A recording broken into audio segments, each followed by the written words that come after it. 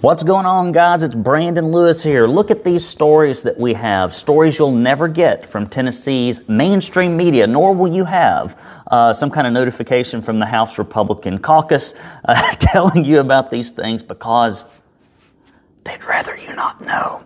Here are some of the headlines that we have, guys. Tennessee House Select Committee on Rules kills rule change that would have provided more transparency in government operations. Tennessee Legislature opens with new House gallery policy, keeping more citizens out. We also have a fantastic little story about bills filed to combat Bill Lee's complete abuse of his executive orders that he used to punish small business owners and individuals and taxpayers all over Tennessee during the scandemic. More about that in a moment.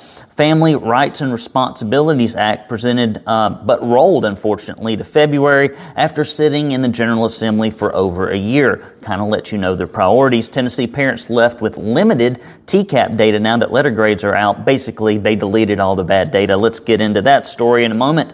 Bills filed to terminate Tennessee's parents' rights after 6 months of substantial non-compliance. I'm skeptical about that. And a bill to ensure religious freedom protections from Tennessee clergy has another chance to pass this session. Guys, this is Brandon Lewis with your TennConn Big 7 weekend update. Do follow us on Twitter. Hit that subscribe button. You can also text the word news, NEWS, to 423-205-5600 and get in our list for the newsletter so you can get things that the social media bigwigs would normally hide from you. Further, you can also find us on Gab, Getter, Truth, MeWe, and Rumble. We are on Facebook, but they throttled us about 2 years ago and haven't let us grow at all. So if you're seeing us on Facebook, you are darned lucky. Before we get into these stories, I want to give my political advice to Tennessee Ed Commissioner Gonzalez. If you've not seen her testimony, you should look at it. Now, I don't agree with the Tennessee Holler, and they don't agree with me on most things, but occasionally we get together as Democrats and conservatives to say, what are the Republicans doing?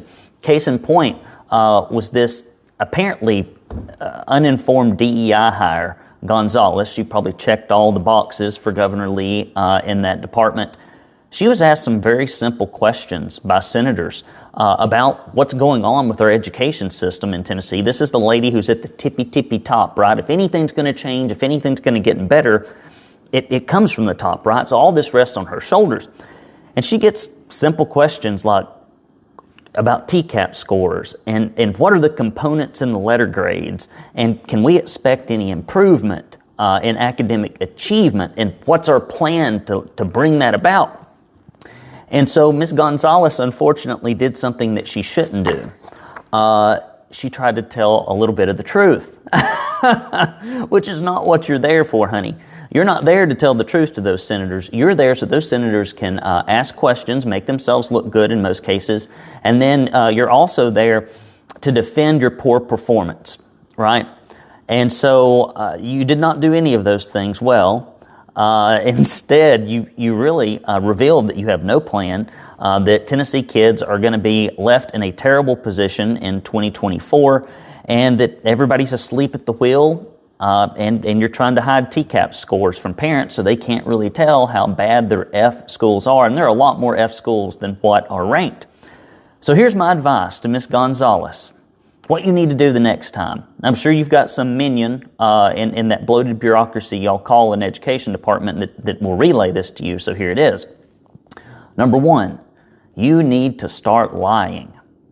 Don't even hint at the truth. What you got to do is make these big promises about what government education is going to do to improve the scores and customer satisfaction, even though we've been trying it for 40 years and it's never worked. That is what you are expected to do, to lie through your teeth about the results. The second thing you need to do is, last night I was with my 11-year-old doing vocabulary words. I was testing her on vocabulary words for school. You need to find out what the vocabulary words are and the meanings of those words if you're going to go in front of a Senate subcommittee again. You are completely ill-prepared. They were asking questions that I knew the answer to. I do this as a part-time gig as a volunteer. You should know far more than me. And it is a shame that Governor Lee couldn't do any better than the pick. Finally, Ms. Gonzalez, here is the standard playbook. And Penny Schwinn mastered this. Here's what you need to do if you don't want to watch your educational career in government be ruined. Number one, we've already talked about lying. Number two, you need to dazzle people with BS words that mean nothing but sound really good. Now, here's the last two things I would tell you to do, and this is very effective.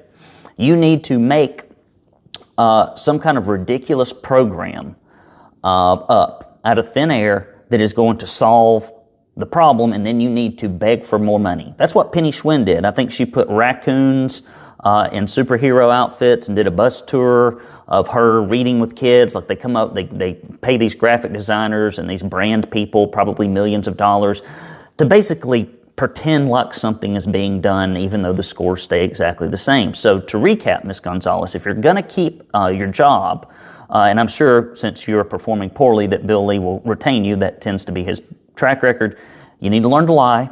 You need to take a vocab test. You need to invent some ridiculous program that has no chance of working.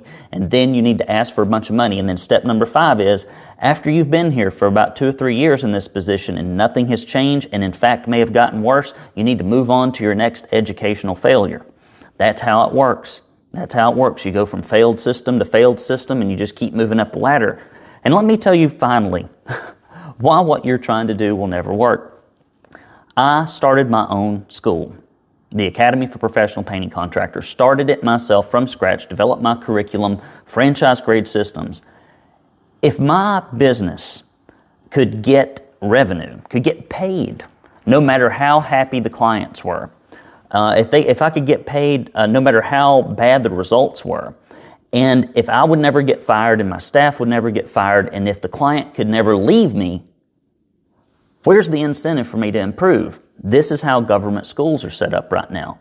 You could double all the money going into government schools, but with this incentive structure, or rather you could call it a disincentive structure being in place, they ain't no way you're ever going to improve anything, which is why Bill Lee is pushing for vouchers, and we've not seen any bill language, but it's got to be better than what we've got. Guys, let's get into this first story. Tennessee House Select Committee on Rules kills rule change that would have provided more transparency in government operations. Representative Brian Ritchie, a true conservative, proposed a rule change that would require all votes in the House committee to be a roll call vote. That means you would actually know how your committee members voted. I know, this is terrible, terrible idea. Sexton's all about transparency, right? Lambert, all about transparency. Faison, all about transparency, except the votes in committee, which are the most damned important things in the legislature, period. You're being lied to. On with the story. Instead of the current voice vote, which doesn't keep a record of how representatives vote in committee hearings. Not one Democrat or Republican on the committee voted in favor of this because they want to continue to hide how they actually vote. Had Ritchie's rule passed change, there would always be a record kept of how representatives voted for each bill, thereby offering transparency to Tennessee voters. Roll call votes are already employed in the Senate side of the General Assembly, so it only makes sense that this practice be carried over to the House. Come on, guys, let's put our thinking cap on. The rule change proposed was voted down in an overwhelming and ironic voice vote. Kid you not. A voice vote where neither Democrat nor Republican on the committee voted in favor and you wouldn't know anything, right? Ritchie said, quote, Tennesseans from across the state on each side of the political parties are asking for transparency. I'm completely confused and disappointed as to why an elected official does not want their vote to be accurately reported each time. Well, he's not really confused. He knows why they want it.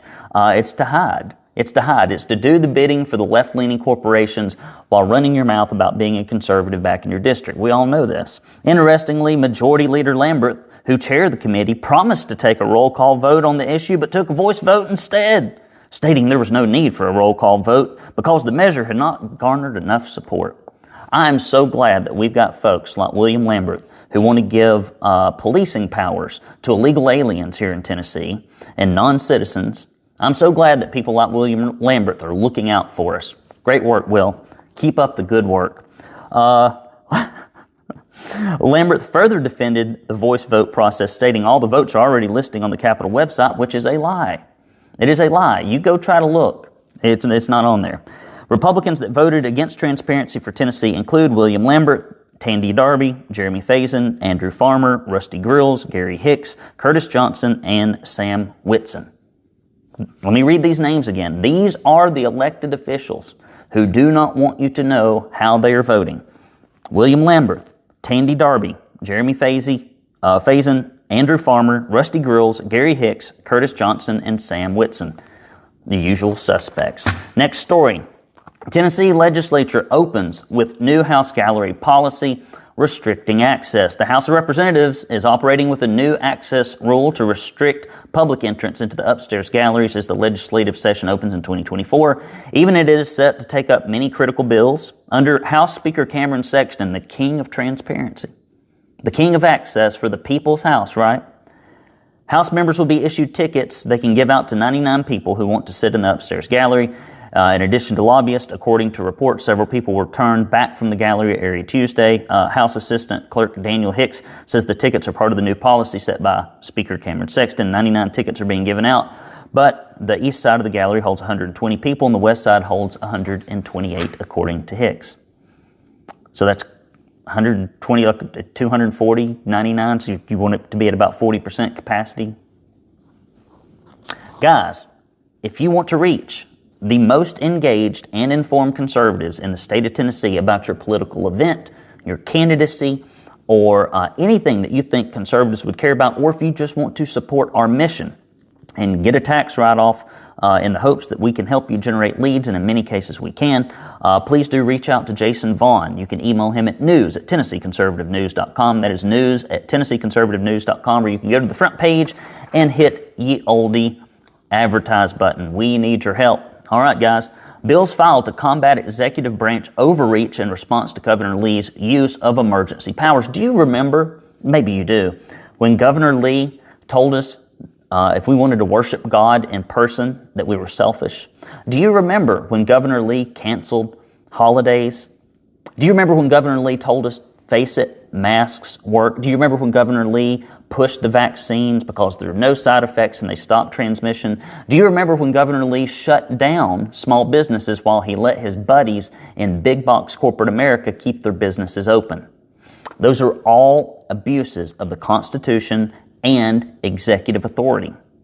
We have had many bills come before the House, and it just amazes me that the leadership in the House is so poor that they will not recognize that the Tennessee House is a separate branch of damned government. They should want to keep their power as a legislative branch, but instead they want to kiss the butt and lick the boots of Bill Lee so bad that they can't even put this through so that you can be represented in an emergency by a separate branch of government. You might as well ask for a monarchy. Here we go. Thank goodness. Last week, Senator Mark Pody, a true conservative, filed Senate Bill 1642 to effectively restrain the governor from renewing or extending a state of emergency without the General Assembly first passing a joint resolution in its favor. Bill, if we're in such a damned emergency all the time, which for you, any emergency is something that gives you more federal money or more corporate money. That's your emergency. I understand. We've had emergency sessions in the past, and it's about giving corporate money away, corporate welfare, or maybe taking away gun rights. Those are your definitions of an emergency.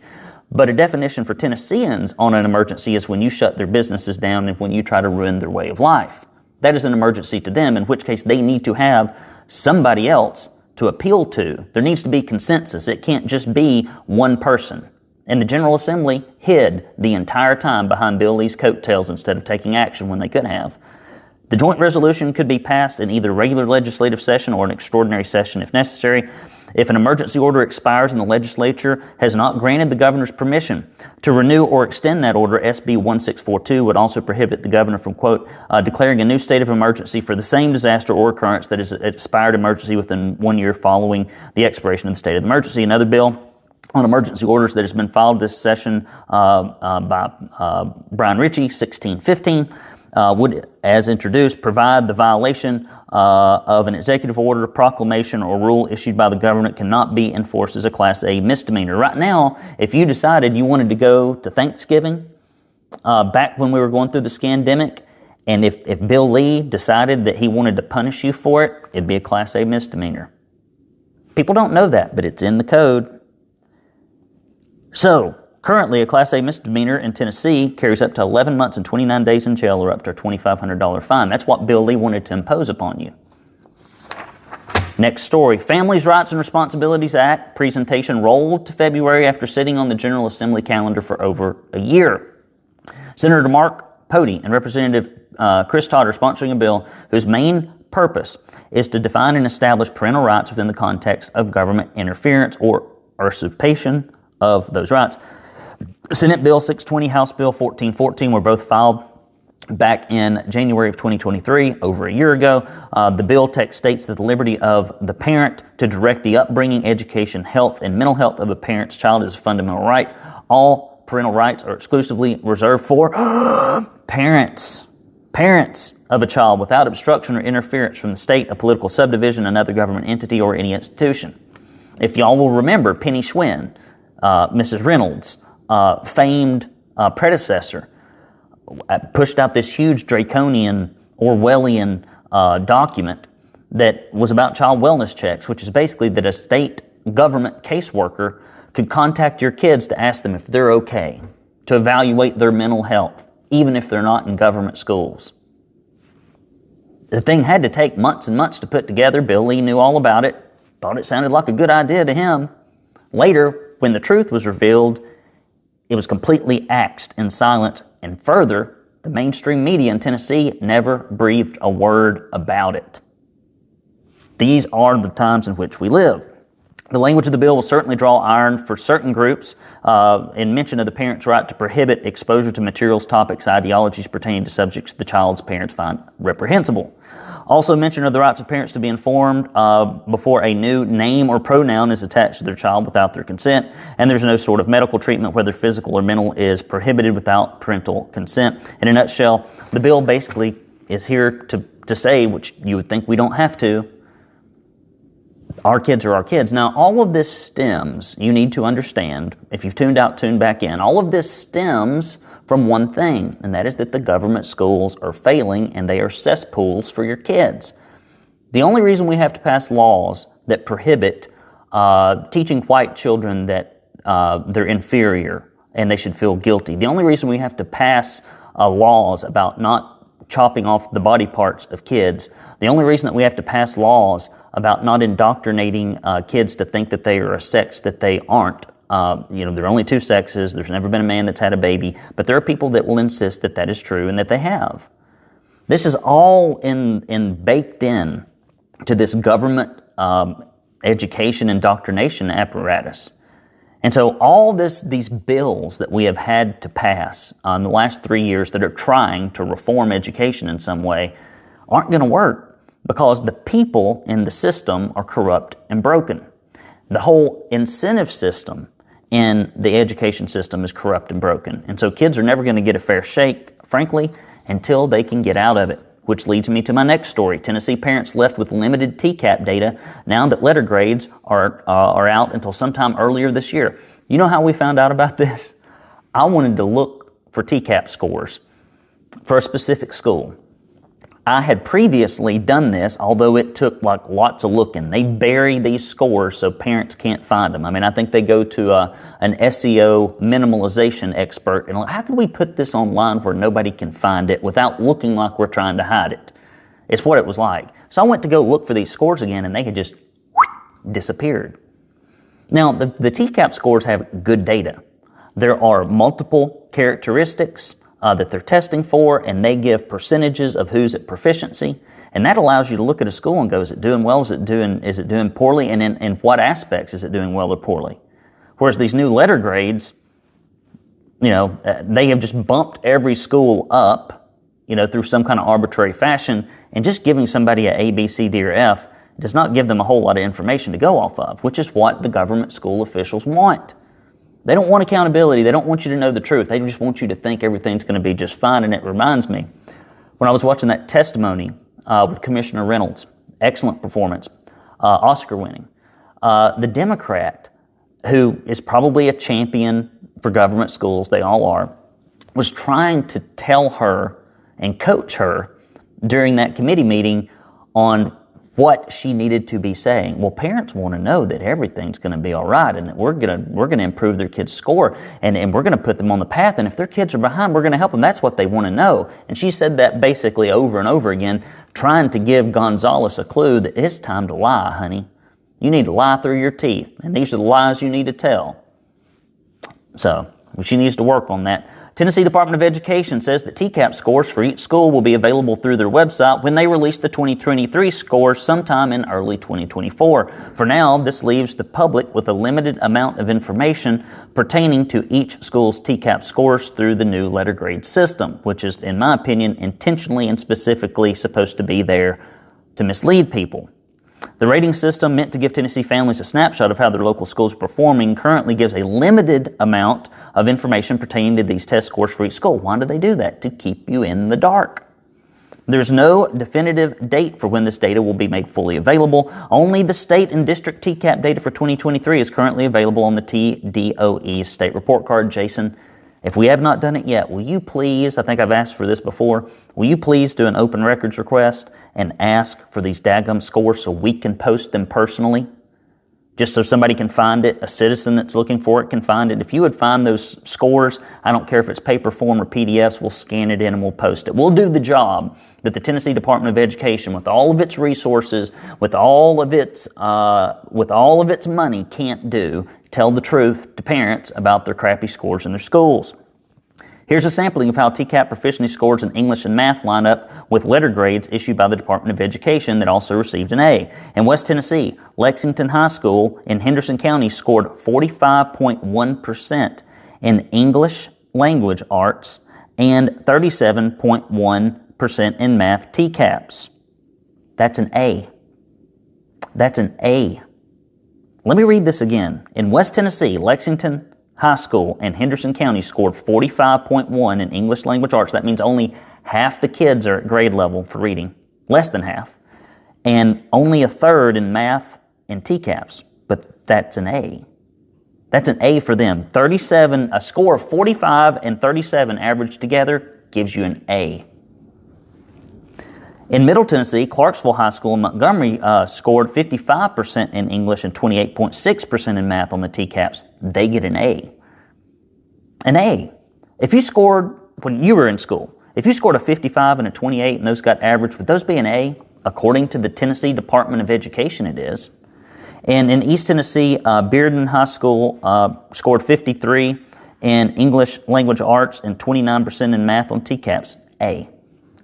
This is ridiculous. You should be reaching out to your legislators and say, hey, I heard this report on the Tennessee Conservative News that y'all are giving people that score 50s and 30s in academics A's.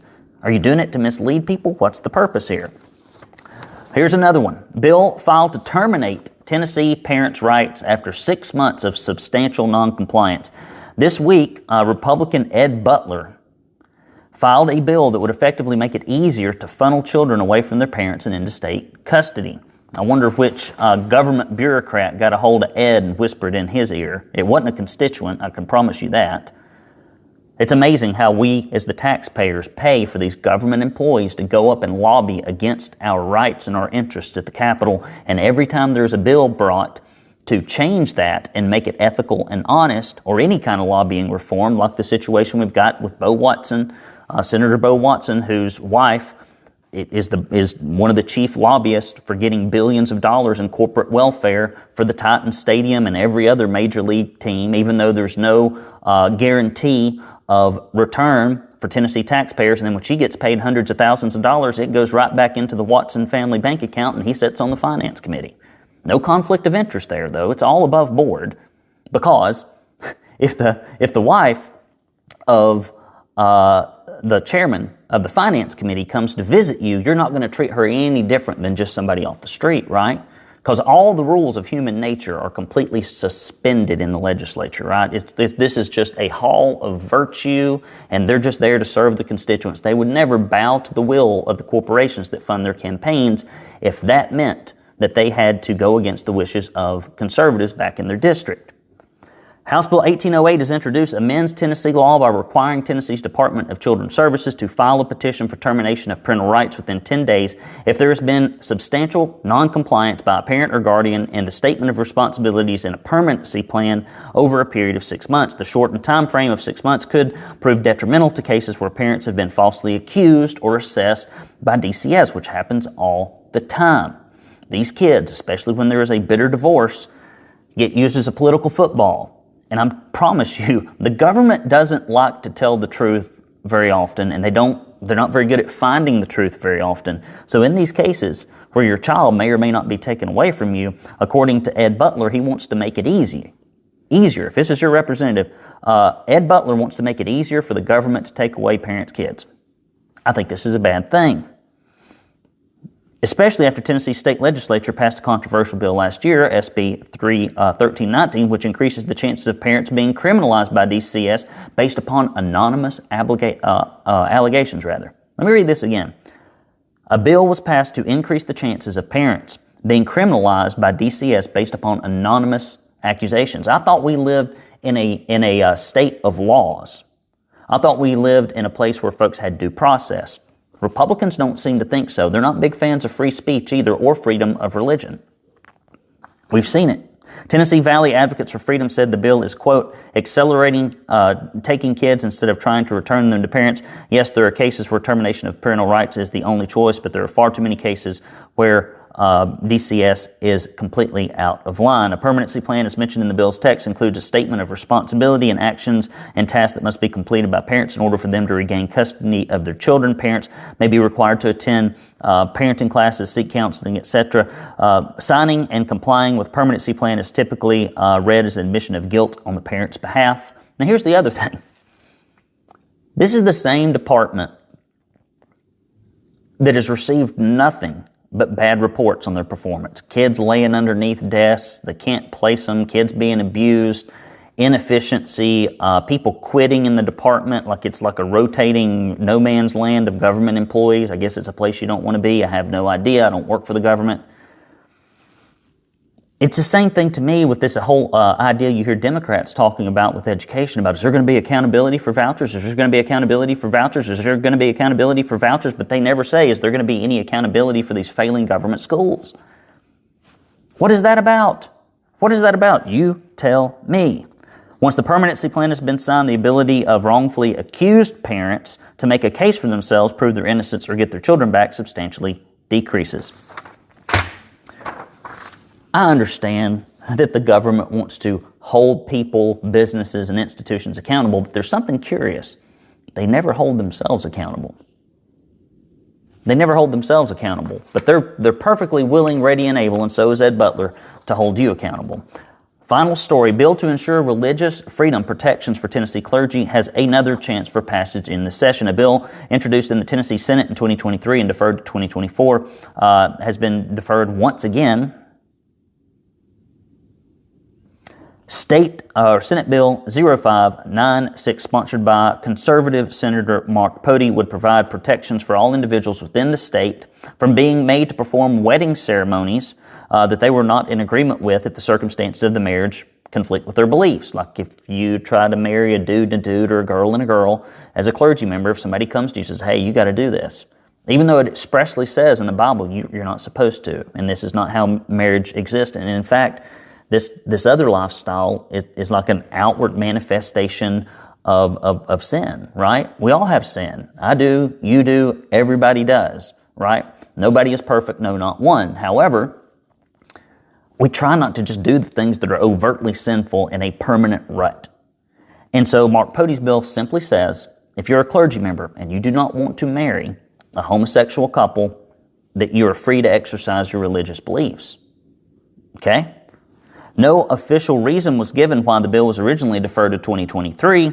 However, amidst gun control protests in Capitol toward the end of the session, the legislature's rushed to shut down the session. Several pieces of legislation were deferred. The House version of the bill, sponsored by Representative Monty Fritz, another conservative, already passed during the 2023 session in March. On Tuesday this week, the Senate bill was deferred to February 6th in the Senate Judiciary Committee. Senator Todd Gardenhire, chairman of the committee, stated that they are going to try to group bills by issue for consideration so that if there are people that want to speak on a particular topic, everyone knows when to present in the chamber.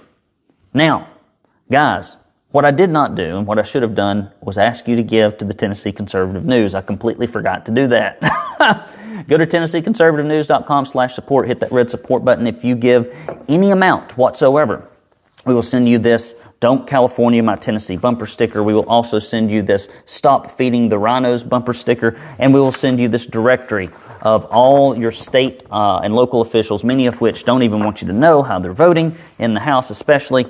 And if you give $50 or more, or if you give a recurring donation of $10 or more, we will send you this proud Tennessee Conservative koozie. This right here this could keep you awake even during this could keep you awake during Commissioner Gonzalez's testimony. This could, if you filled it full of enough coffee. It actually, if you put coffee into this thing, it will actually double the caffeine value. We have tested this, and it is true that all statements are factually accurate. And this is this proud Tennessee Conservative koozie. We'll also send that to you, and you can use it just like as if it were a glove. It's cold outside. It has multiple purposes and uses. I would like to quickly, before I tell you what I'm doing this weekend, which I know is why all of you hang on to the end, I'd like to just say some thanks to people. Andrew, I'd like to thank you. Mark, I'd like to thank you. Robert, Terry, actually lives down the road from me. Joseph, I could read these forever. Carolyn, who we got here? Janice, you know who you are, Janice. Thank you, thank you, thank you. John, you know who you are. Got this nice note here. Don't have time to read it because I got to get on to a meeting from Deneen. We also have gifts coming in from 5 or 6 other people here. I'm sorry. Toddy, Stewart. Who else we got down here? Belinda. And then finally, I think we got some more, but I can't read them all. Diane. Thank you, guys. Y'all have been so supportive of our publication. And it amazes me every time I go to the post office and there are people that will actually put their wallet where their mouth is. They're not just keyboard warriors. They're putting their time and their money into keeping Tennessee red. And so if you want us to keep doing what we're doing, one of big project, I'd like to make an announcement here at the end. We're about to do an illegal immigration study. We're going to collect it. I bet we can probably get 3,000 or 4,000 responses. We're going to send it up to the legislature and ask if they plan on doing anything about it, in which case they will reply back to us, no. Our corporate overlords have told us to do something different, but we're going to send it to them anyway. And we have also designed a Stop Illegal Immigration in Tennessee bumper sticker that we are about to make available to folks so that we can get the word out. When we surveyed people about what they think the number one issue is in Tennessee politics and what Republicans should be working to fix, it's illegal immigration, yet I do not know that there are any bills dealing with it. If you know of any, please let us know. Now, what's going on this weekend? Well, tonight, I'm going to go on a date with the most beautiful woman on God's green earth. Pleasant, sweet, long-suffering. That's my wife. We got a babysitter coming over here. We're going to go out to eat for a little while. Saturday, I'm going to have to work. This is my busiest couple of weeks of the year. And I've also got to do some chores around the house. We got this big windstorm. I just had the top of a tree blow down in the yard out there. So I'm going to have to go out there and saw that thing up for firewood. And I'm just going to be working, choring. We might go rock climbing on Saturday and on our way to church. And then Sunday, I hope to just rest because I need it. Guys, thank you for everything you do. Pay attention during this special session. Look forward to our email alerts and our newsletter. We will let you know when bad things are coming down the pike or if good things are coming down the pike that you need to support. We are the Tennessee Conservative News. We are the state's largest and only truly conservative news network. We need your support. We need your prayers. We need your donations. We need you to share our content and follow us on social media. And finally, if you've yet to leave us a 5-star review in our podcast, just pause this thing right now. Go do it. You could count to 20 and you'd be done. Please give us that 5-star review. It helps other conservatives find us. And finally, if you have a neighbor, you have a friend, you have someone who's constantly watching OAN, Fox News, listening to Tucker Carlson, Alex Jones, you name any conservative pundit, Ben Shapiro, Matt Walsh. If you know somebody who's like constantly keeping up with these conservative icons about what's going on in our nation, but yet they seem to be utterly clueless about their state government, recommend our news source. Sign them up. Send them the stuff so that they can be as informed as you are. Love you guys. I mean it. I hope you are having a fantastic start to 2024, and I wish you all the luck and all the peace in the world. I'm Brandon Lewis here with the TennConn Big 7. Until next week, signing off. Take care, guys.